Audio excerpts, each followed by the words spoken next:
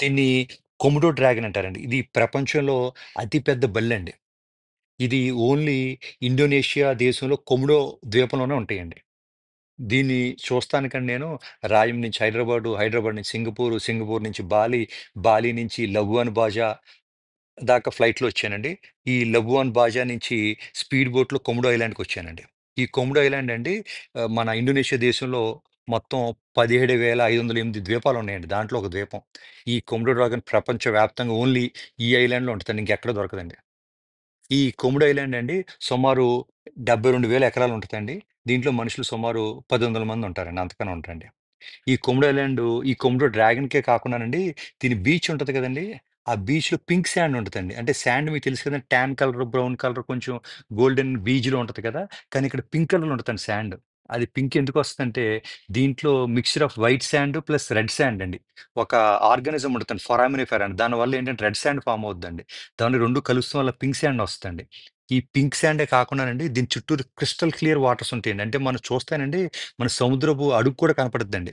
చుట్టూరు coral reefs, marine life చాలా బావుంటదండి. ఇదసలు ఒక పారడైజ్ అండి. మనకి డైవింగ్ చేసేవాళ్ళకి, స్నార్కెలింగ్ చేసేవాళ్ళకి చాలా బావుంటది. ఇంకా చుట్టూరు ఏంటంటే, ఇంకా మనుషులు టచ్ చేయని వెజిటేషన్, లాట్ ఆఫ్ అందాలున్నాయండి దీని చుట్టూని. అయితే ఈ కొమోడో డ్రాగన్స్ ఉన్నాయి కదండీ! ఇయండి 10 అడుగులుంటాయండి.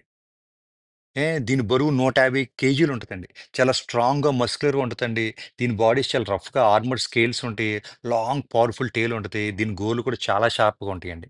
ఇంకా దాని టంగ్స్ కూడా ఫోర్క్డ్ టంగ్స్ ఉంటాయండి. దానివల్ల నిజంగా డ్రాగన్‌లా అనిపిస్తదండి చూస్తే.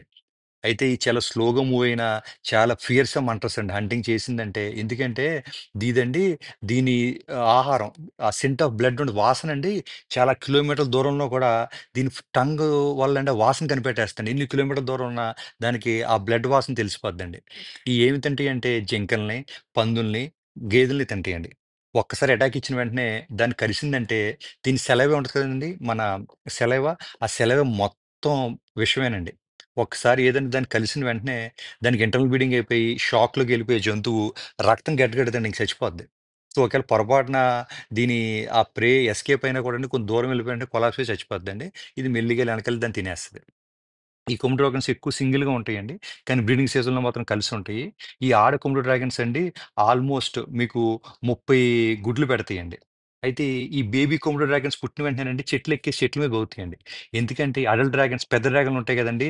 ఆ చిన్న డ్రాగన్‌లని తినేస్తాయండి. ఎందుకంటే ఈ కాంపిటీషన్ తక్కువ ఉంటదని జెప్పేసి. అందువల్ల ఏంటంటే ఎక్కువ చెట్ల మీద ఉండి తర్వాత పెద్దయ్యి కిందకొస్తాయండి.